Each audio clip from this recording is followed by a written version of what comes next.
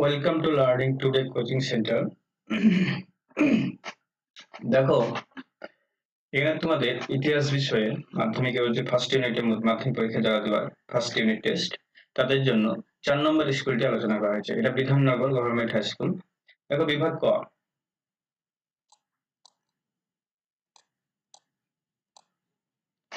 প্রথম প্রশ্ন দেখো বিভাগ ক এর 1 নম্বর সঠিক উত্তরটি বেছে নিয়ে লেখো। একের এক ইন্ডিয়া ফুড অ্যান্ড কুকিং গ্রন্থের লেখককে। এটা খুব আনকমন কোয়েশ্চেন, এসব কোয়েশ্চেন গুলা। ইন্ডিয়ান ফুড অ্যান্ড কুকিং গ্রন্থের লেখক কে?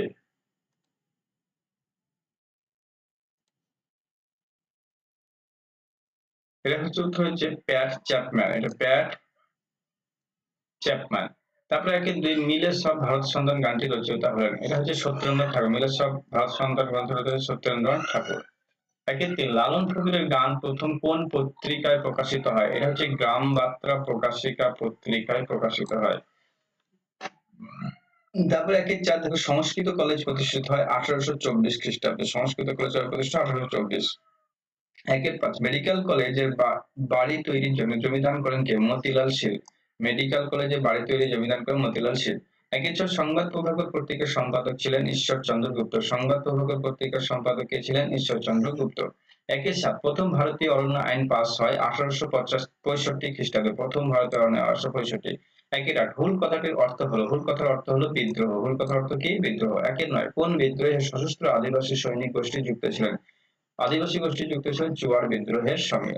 একের 10 নীল বিদ্রোহের সময় বাংলার প্রথম ফিল্ড জার্নালিস্ট নামে পরিচিত কে ছিলেন? খুবই ইম্পর্টেন্ট, ফিল্ড জার্নালিস্ট। এটা হচ্ছে শিশির কুমার ঘোষ। ফিল্ড জার্নালিস্ট নামে পরিচিত শিশির কুমার ঘোষ। ওকে। বিভাগ খ। দেখো বিভাগ খ এর প্রশ্ন, দুইয়ের দাগের প্রশ্ন, দুইয়ের একের দাগে একটি বাক্য উত্তর। এগুলো হচ্ছে এক কথার উত্তর। দুইয়ের একের দাগে একের প্রশ্ন, রসগোল্লা বাংলার জগৎ মাতান আবিষ্কার। এই গ্রন্থের লেখককে? হরিপদ ভৌমিক। হরিপদ ভৌমিক। খুব ইম্পর্টেন্ট কোয়েশ্চেন, এটা আসতে পারে। একের দুই শিবাজী উৎসবের অনুকরণে সরলা দেবী চৌধুরী, হ্যাঁ, কলকাতায় কোন উৎসব চালু করেন? এটা হচ্ছে প্রতাপাদিত্য উৎসব চালু করেন। ওকে।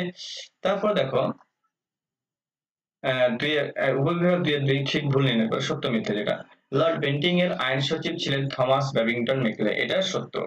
দুই প্রশ্ন, ডেভিড হিয়ার কাপড়ের ব্যবসা করে স্কটল্যান্ডে একদা প্রচুর অর্থ উপার্জন। না সরি, এইটা হচ্ছে কাপড়ের ব্যবসা না, কাপড়ের ব্যবসা নয়, এটা হবে ঘড়ির ব্যবসা করে। এটা মিথ্যা।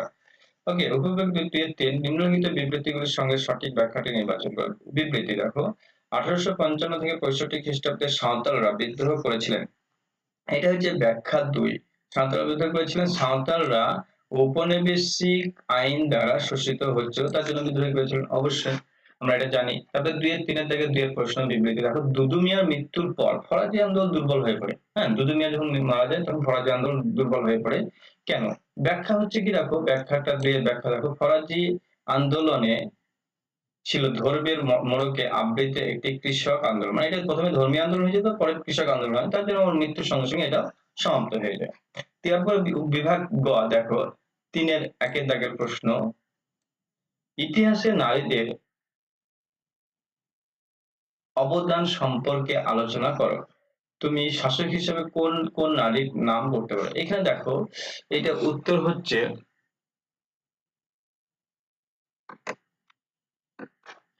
রানী এলিজাবেথ এবং 2 নম্বর উত্তর হচ্ছে ক্লিওপেট্রা। ওকে, ক্লিওপেট্রা এদের নাম করা যায়। তিনের দুই দেখো, দীনবন্ধু মিত্রের প্রকৃত নাম কি এবং তিনি কি নামে পরিচিত ছদ্মনাম গ্রহণ করেন? দীনবন্ধু মিত্রের প্রকৃত নাম হচ্ছে গগেন্দ্রনাথ। এটা হচ্ছে গগেন্দ্রনাথ দত্ত। ওকে। আর উনি যে ছদ্মনামে লিখেছেন সেটা তো দীনবন্ধু মিত্র নামে ছদ্মনাম এটা। তারপর তিনে দেখো, কলকাতা বিশ্ববিদ্যালয়ের প্রথম উপাচার্য। দেখো প্রথম উপাচার্য, হ্যাঁ, প্রথম উপাচার্য হচ্ছে লর্ড ক্যানিং। প্রথম উপাচার্য কে? লর্ড ক্যানিং। এবং আচার্য হচ্ছে লর্ড ক্যানিং। হ্যাঁ, আচার্য হচ্ছে কে? লর্ড ক্যানিং। আর উপাচার্য হচ্ছে কে? Sir James William Colvile. Sir James William Colvile. হ্যাঁ। তারপর তিনের চার দেখো, ফরাজি শব্দের অর্থ কি? ফরাজি শব্দের অর্থ দেখো, অবশ্যই পালনীয় কর্তব্য। অবশ্যই পালনীয় কর্তব্য। তিনের পাঁচ, নীলকর সাহেবরা কোন দুটি উপায়ে চাষীদের দিয়ে নীল চাষ করতো? একটা হচ্ছে দাদন প্রথা, আর একটা হচ্ছে একটা আইন প্রচলন করেছে যে প্রত্যেককেই তাদের 1 বিঘা প্রতি 3 কাঠা জমিতে, হ্যাঁ, নীল চাষ করতে হবে, এই যে প্রথা এর মাধ্যমে তিনি নীল চাষ করতে বাধ্য করতে ইংরেজরা। ওকে, আচ্ছা এগুলো বড় কোশ্চেন, তোমরা অবশ্যই তোমাদের বই দেখে নেবে। গুড নাইট, আজকে এখানে সমাপ্ত। সকলে অবশ্যই চ্যানেলটি সাবস্ক্রাইব করবে এবং শেয়ার করে দেবে যাতে অন্যরা জানতে পারে। ওকে, গুড নাইট।